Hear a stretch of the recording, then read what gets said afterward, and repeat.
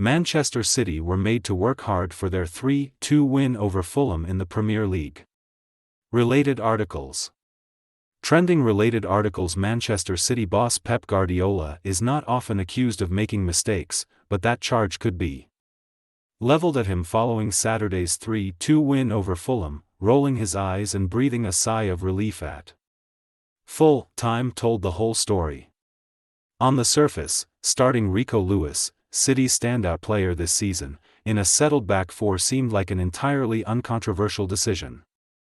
Lewis has been instrumental in helping City cope without Rodri and Kevin De Bruyne, seamlessly transitioning between full-back and number 10 positions and providing support across the pitch. His assist against Slovan Bratislava earlier in the week secured his place against Fulham, but it soon became clear that he wouldn't have as much freedom to push forward with Adama Traoré, City's nemesis, ready to exploit any space left behind at full-back when Lewis ventured upfield.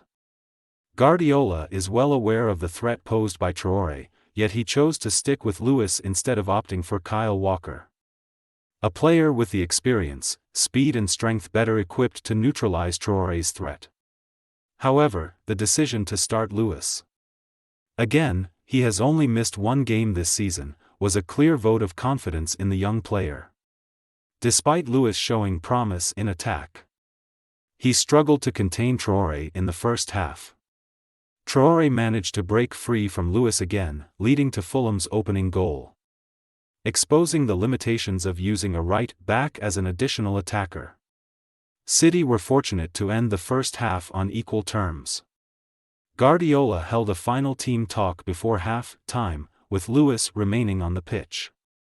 Within 2 minutes of the second half, City took the lead. Yet, Guardiola remained unsettled, frequently consulting with assistant João Malillo on how to regain control of the game. 10 minutes into the second half, Guardiola called Walker from his warm-ups for a detailed discussion, pointing out various areas on the pitch and giving precise instructions. Walker was brought on as a centre-back, theoretically providing Lewis with the support needed to advance, given his ability to match Traoré's speed. However, Traoré once again outran him, forcing another save from Ederson. Following another consultation with Lillo, Guardiola decided to bring on Jeremy Doku simultaneously with Walker, aiming to keep the ball as far away from Traoré as possible. John Stones was the next substitute, for Phil Foden, a clear indication of the need for control. Stones replaced Walker at centre-back, with Walker returning to his usual right-back position and Lewis taking up a midfield role.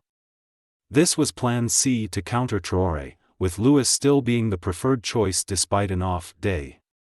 Predictably, Traoré switched sides but remained a threat. The match was ultimately won away from the Traoré skirmish, with Lewis fittingly securing another assist for the season. His pass to Doku may not have been extraordinary, but Doku's strike certainly was, a dipping, swerving shot that curled into the top corner.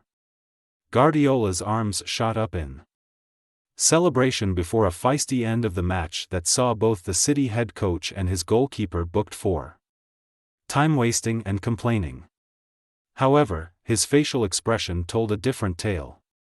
A sigh of relief and an eye roll indicated that he knew City had been made to work hard for their 3 points, without any specific tactical plan proving successful.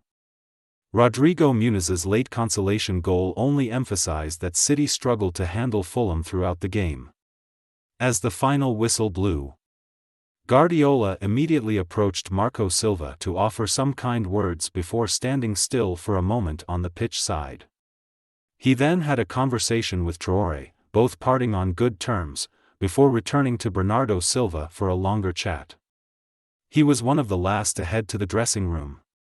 Now, Guardiola will get a 2-week break, which he likely needs after a grueling 90-minute match.